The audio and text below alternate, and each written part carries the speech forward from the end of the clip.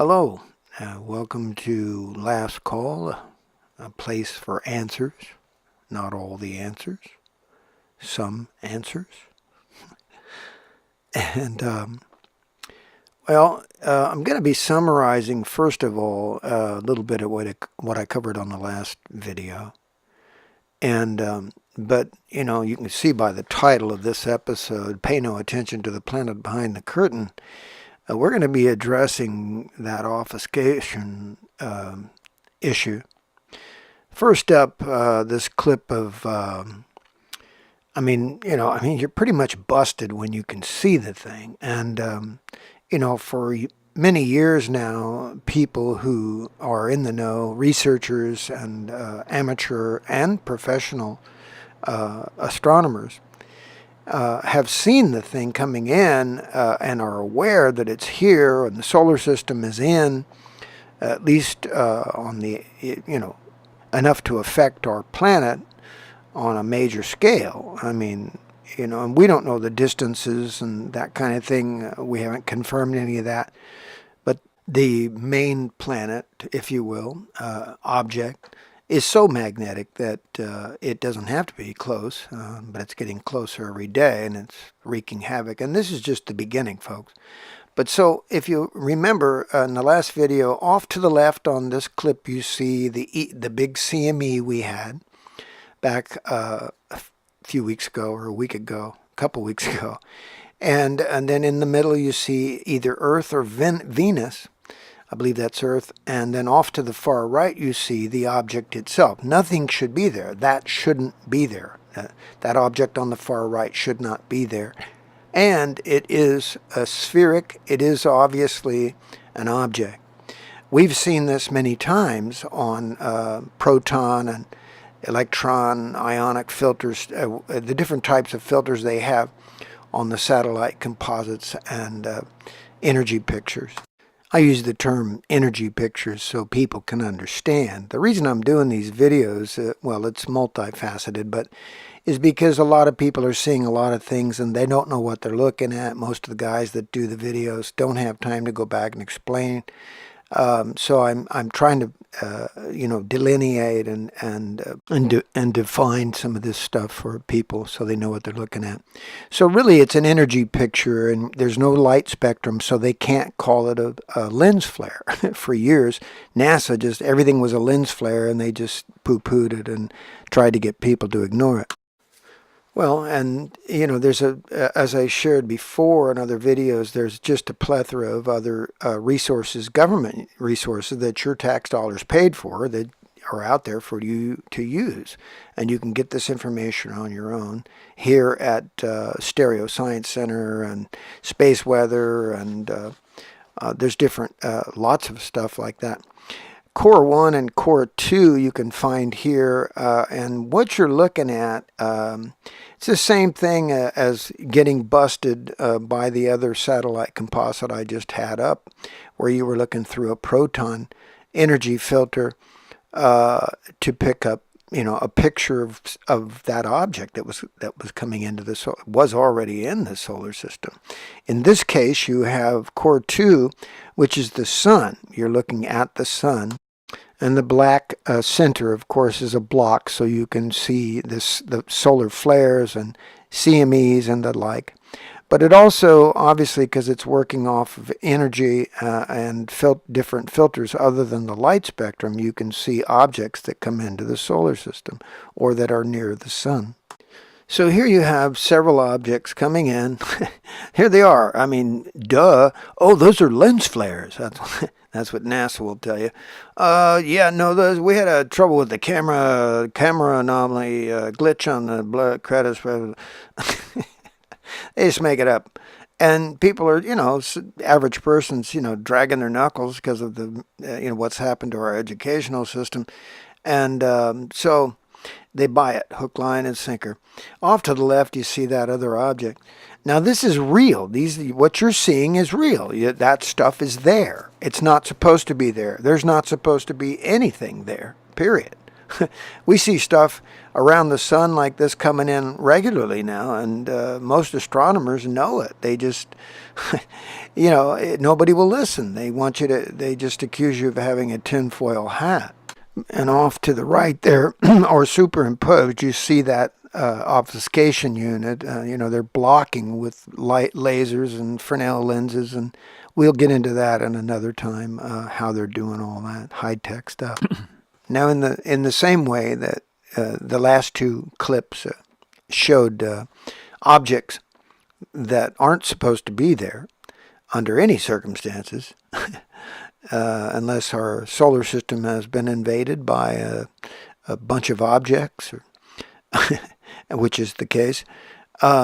You also have other resources out there, satellites that use the same kind of energy pictures, if you will, and or in this case, more of a picture-like thing with a negative, like a reverse negative effect, in order to catch the objects in or around our proximity.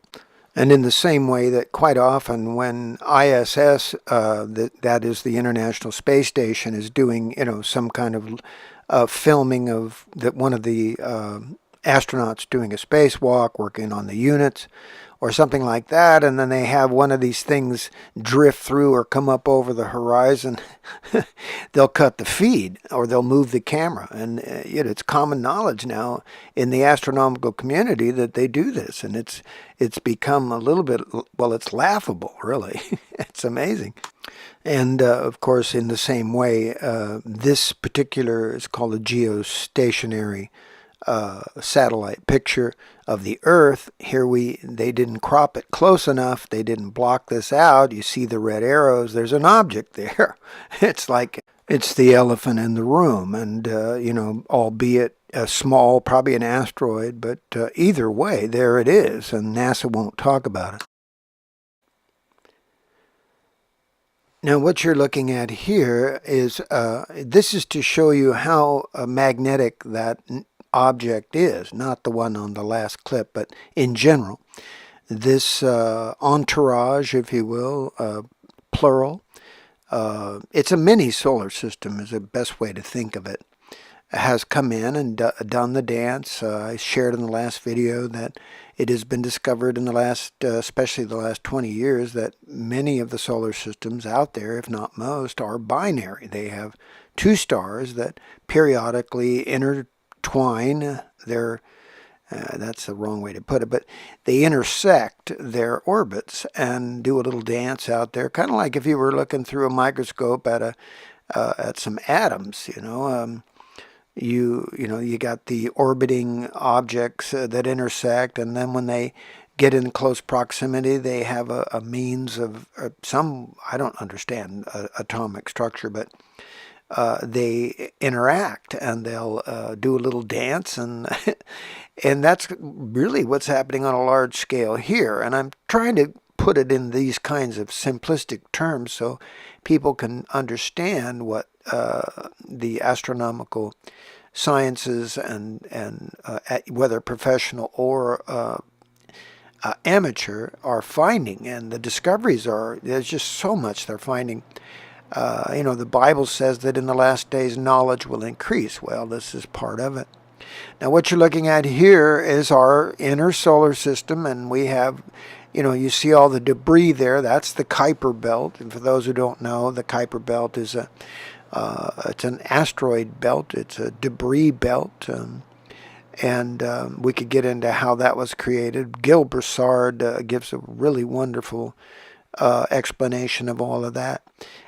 Gil Broussard, best place to go is Caravan to Midnight. He did an interview with John B. Wells. That's an excellent, his very first interview with John B. Wells is the one you want to see.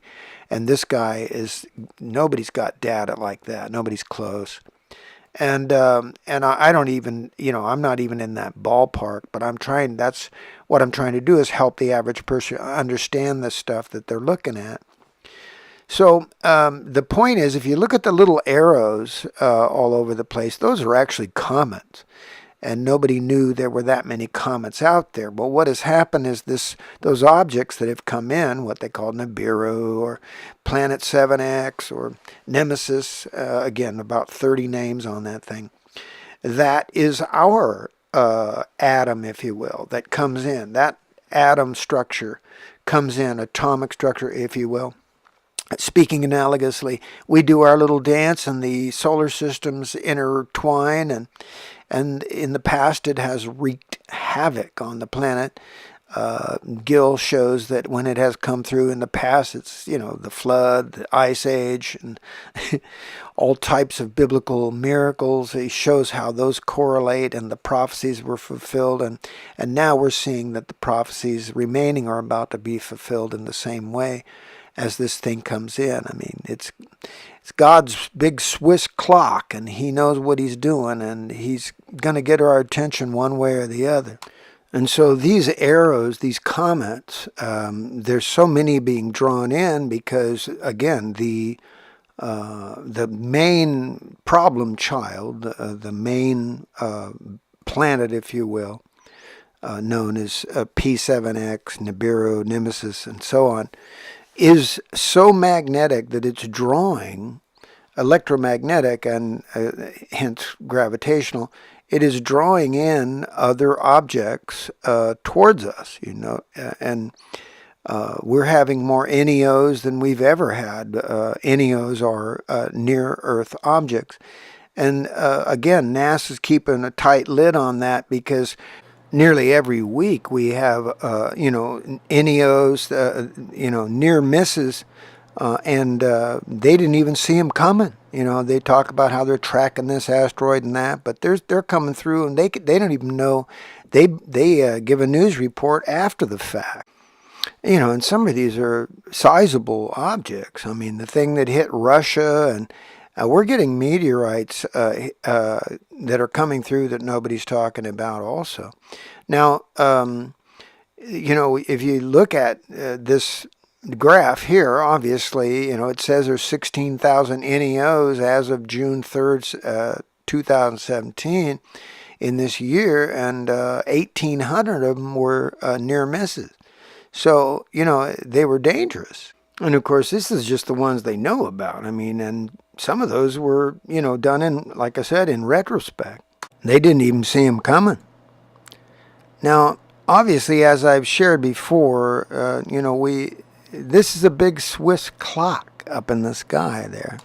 So you can take that Swiss clock, divine Swiss clock, and run it backwards or forwards and line up events, corroborate the feasts, especially if you go and look at the Hebrew calendar and look at how it relates to the feasts. And it's miraculous. I mean, it's so repetitive. The data is repeatable, and that is science, of course. Now, in Acts 2:19, he says, "I will show wonders in the heavens above, signs in the earth below, blood, fire, billows of smoke. The sun will be dark, and the moon will be turned to blood before the great and notable day of the Lord." So that's just one of the many, many warnings that the Lord himself prophesied. And all through the Bible you have prophecies, similar prophecies, Matthew, Mark, and the Old Testament prophets. One example is in verse 25. It says, "And there will be signs in the sun and in the moon and in the stars, and on earth distress of nations with perplexity, the sea and waves roaring, men's hearts failing them for fear of the expectation of those things that are coming upon the earth. For the powers of heavens will be shaken, and they shall see the Son of Man coming in a cloud with power and great glory."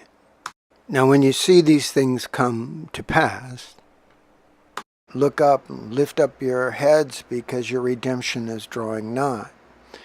And of course, that's archaic by these standards today, but it is nevertheless true, and you can see it in everywhere you look. I mean, the prophecies are being fulfilled.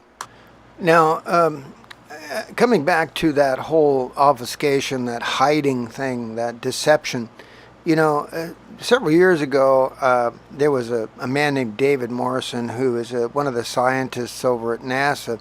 And they obviously, he was going to be their talking head. And he got up there and lied about everything. And millions of, combining the professional and amateur astronomers, there are millions of people that know that this man stood there, looked America in the eye, and lied about everything. They've known about this. They triangulated this thing in '82, I believe, and they discovered it in for sure in the '70s.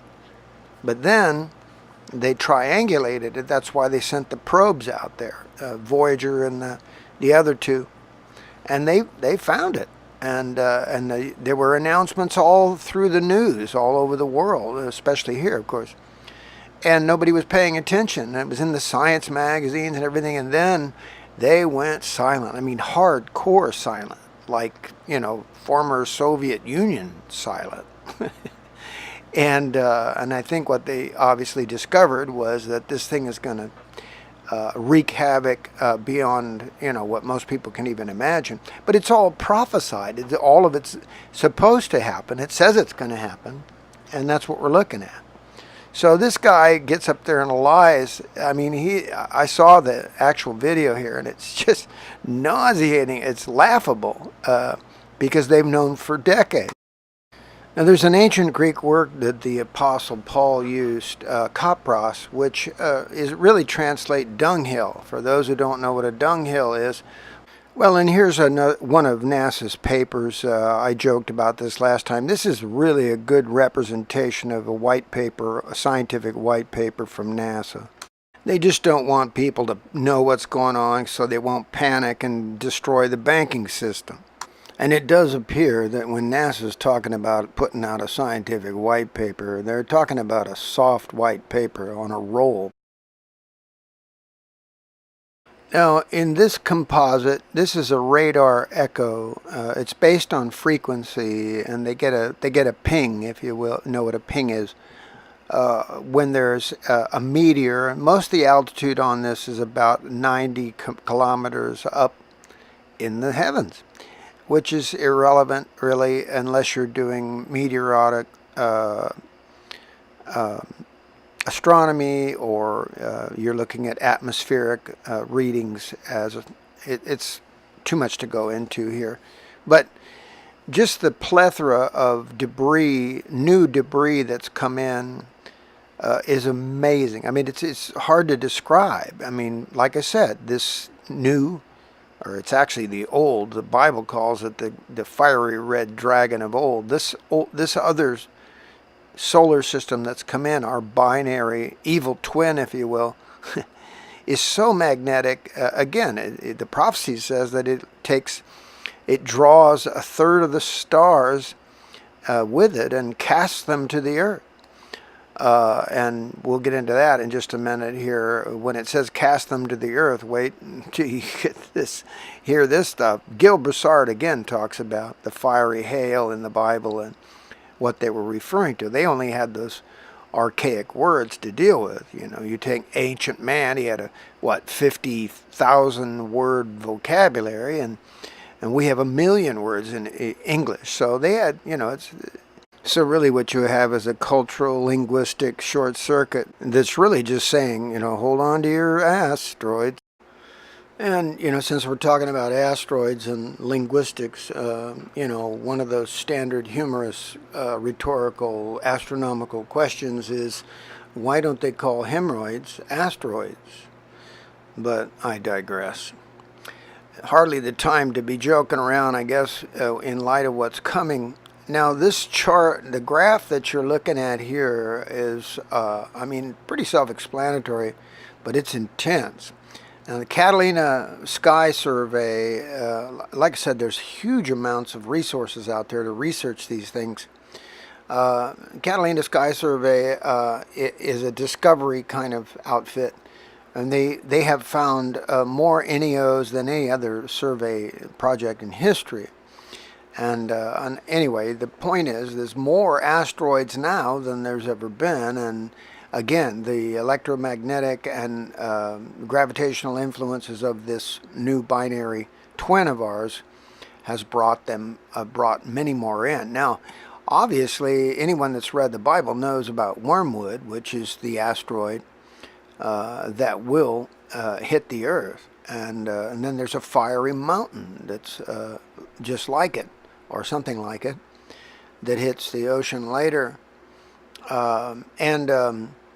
So these things are going to happen, and they are in the entourage. They are part of the tail, the debris tail, behind this big iron oxide wrecking ball that's coming. It's 7 times our size, and it's got a couple million miles of debris behind it. Now here's that scripture I was talking about with wormwood in Revelation 8:10 through 11. It says, "The third angel sounded his trumpet, and a great star blazing like a torch fell from the sky on to a third of the rivers and the springs of water. And the name of the star was Wormwood, and a third of the waters became bitter, and many people died from the waters that had become bitter." Now, as I mentioned, there's so many different resources you can go out and see what's happening. Here we have a report for NEOs, again, near-Earth objects, asteroids, meteorites, that kind of thing. There's different types of near-approach monitoring systems and equipment out there that you can go online, government monitoring agencies. It's a really, really good resource. A good place to go for example, when you're monitoring meteors, you want to know if a bunch of meteors are coming in, or what the number is, what the count is, size, distance, and so on. You can go to livemeteors.com. Livemeteors.com. They have an actual live sound pinging, like a radar system. It's based on frequency, sound frequency, like old radio waves. And lately, that an unprecedented thing. Several times there's been unprecedented where the entire monitoring screen was blacked out. I say blacked out. They use colors for intensity, but it was completely covered as a mass cloud of debris came through. And of course, you know what I'm going to say that was. That's part of the dragon's tail that was prophesied. But we'll talk about that more at another time. Right now, I want to help people get resources and understand where to get them. Livemeteors.com is like this particular resource, and so. Now, what you're looking at, they have names as they're discovered. They name them. That's the far left bracket. Then you've got the date of its arrival, projected date. Then you've got, mass, and over to the far right, you got velocity, and so on. Now, lately, we have had, as I was just saying, we've had so many come in that weren't even detected until they went by us, and they were near misses. This is a great place to go to get some of that info prior and immediately after. Now, by the way, I just saw a report today, and that is that in the middle of next month, or middle of this month, October 2017, we have an asteroid coming in within 1/10 of the distance, measuring distance that they have charted here, which they have AUs, which is the distance to the sun, and then they have LDs, which of course LD stands for lunar distance, so that's the distance to the moon. Now, we have this asteroid coming in, and it's going to be 1/10 the distance, and that, if you look at space, you might as well say it's going to hit us. This thing is coming in so close, but we've had them come in closer, 0.1, and nobody's saying anything, and nobody like I said, a lot of times they don't even know they're coming in till after the fact, and that's never happened before, and that's how much debris is coming in with this thing. And again, the result, according to Revelation, at one point, not only do we have 2 giant asteroids that take out a third of the seas and the land and the trees and the fish and the boats, and it goes on, but it also We also have fiery hail, what the ancient men, as I mentioned, called fiery hail coming in that debris. Now, another example of NASA's neglect or intentional, sins of omission. Here you have a report that came out. They discovered this thing in '83. Well, they had already discovered it, but they reported that it was 50 billion miles away. And then in 1992, they realized it was only about 7 billion miles away, so it's really moving and coming right at us. They said it would take about 16 years to get here, and 2017 is the 16th year. This is their release. This is the release I was talking about. It was in the Science mags, and they showed the ecliptic, approach. They showed the oblong orbit and all the stuff they had discovered, which is common knowledge to many astronomers, as I said. Now, then, and they did the release in '92 that unexplained deviations in the orbits of Uranus and Neptune point to a large outer solar system body of 4 to 8 times Earth's mass on a highly tilted orbit beyond 7 billion miles from the Sun. Now, coming in on the ecliptic, whether it's the Sun or the Earth, it's coming in fast, and it's here. Now, at the top of this clip, you have to excuse my iMovie editing is messing up on me a little bit, so the picture's moving, but you'll be able to glean it here in a minute. And thankful to the site where I got the screenshot. This is public domain information they're putting up, so that's why I feel free to use it.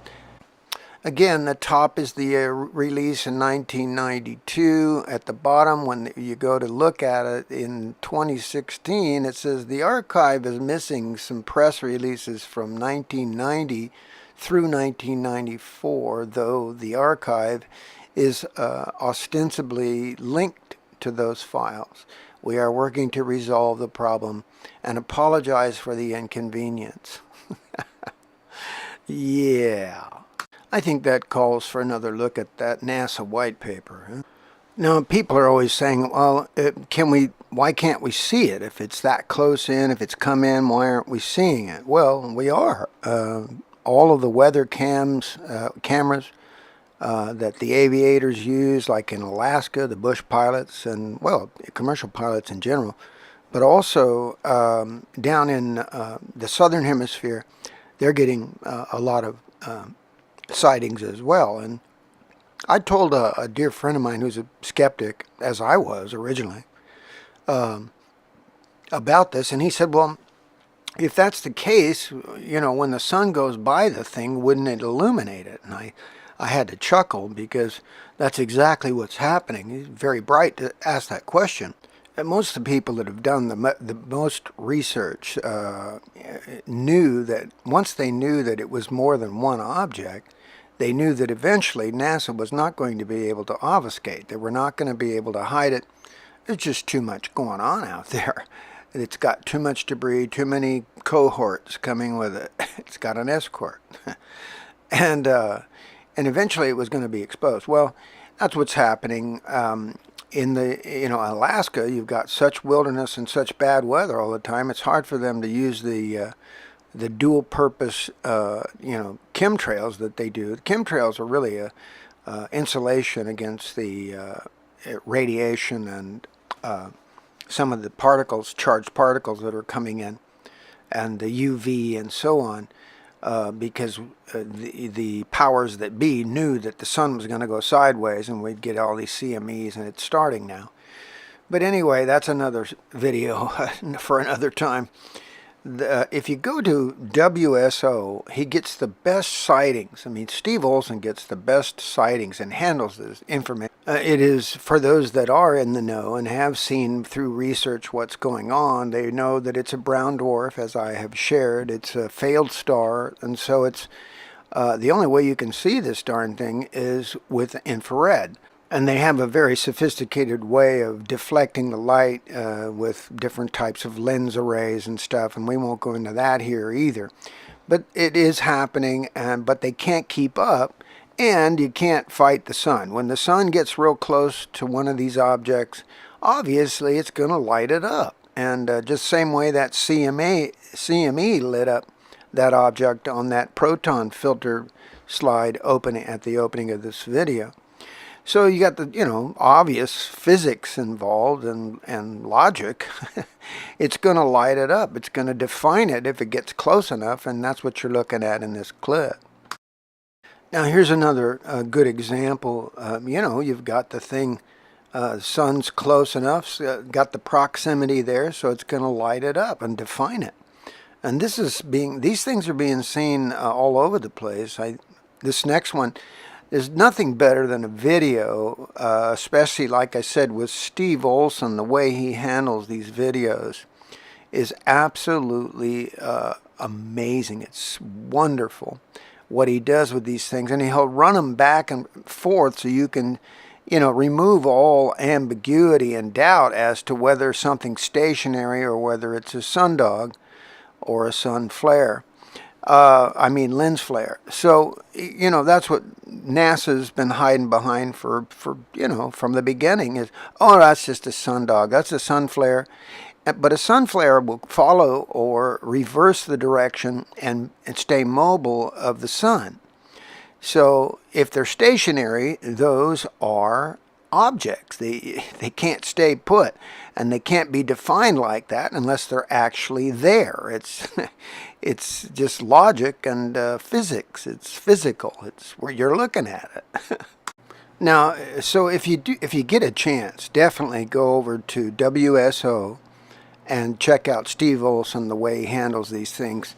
And he does photo forensics on the stuff that people send him. He'll investigate them and run them through that forensic software to make sure it's authentic. And so also Gil Broussard. Again, I want to slate these guys again because they're just excellent. You've got John B. Wells over at Caravan to Midnight. If you go to the very first interview that he did with Gil Broussard, you're going to get data that will completely blow your mind. I mean, it will change everything really for you, especially if you're a skeptic, because he was like me, and he was a hardened skeptic, and when he started looking into the research, there was mountains of data, both historical, secular historical, biblical historical, everything lined up. And then he started, applying it to the Hebrew calendar, and opened up some doors that will completely change everything once people realize what his data actually exposes and shows as authenticated. Like he says, if you take something into the lab, you take your data into the lab and it repeats itself, you get a confirmation, and the model works repetitively. That is science. So go check out Gil Broussard and WSO. Well, I've kind of gone long here. Suffice it to say that God has his big Swiss clock, and he's letting everybody know what time it is, and he'll get our attention one way or the other. And a lot of people criticize Christianity for its narrowness, but if you think about it, you look at all the religions of the world. Think of this. All of the religions of the world are men trying to reach God, doing whatever they can, doing their own plan, doing their own thing to try and reach God. Well, Christianity is God doing his thing, trying to reach man. And he has a plan, and he's a little bigger than we are. You think? We forget we're just, created beings with giant egos. And we run around pushing our chest out, acting like somebody, Anyway, this clip I have up right now is really the cover art for one of my singles. I am a recording artist by trade, blues mostly, R&B, and rock and roll, right where they all synthesize. And I've been at it since dirt, and just an old blues guy.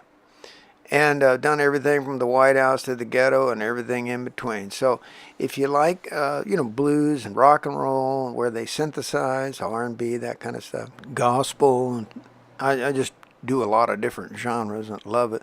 Mostly blues, and so just head over to ricknorrismusic.net, and got a series of singles up right now, and fairly recent P&W album up. So anyway, check it out, and got some biographical stuff there. Email, drop me an email and we'll chat.